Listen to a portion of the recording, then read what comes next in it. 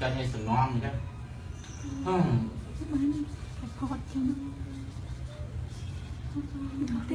Bắt hết thôi đấy đó. Anh Facebook thọ ban pin để ô mình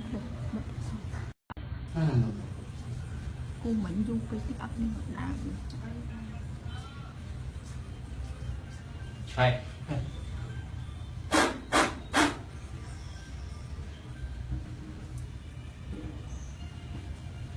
dùng bên tranh tập này đây mà những phân chân gọi là đọc ra lỡ lên phải những phản xạ ảnh cây môn tụ bong sâu rồi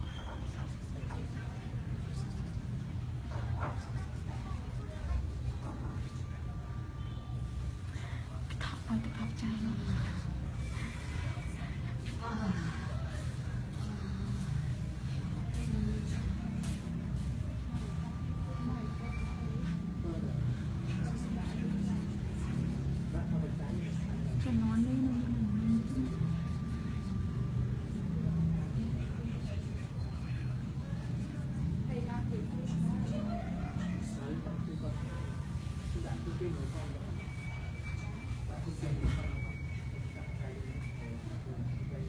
đặt rồi tắt cho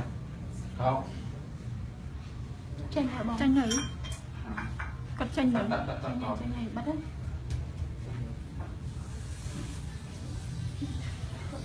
su quản một con đang khô này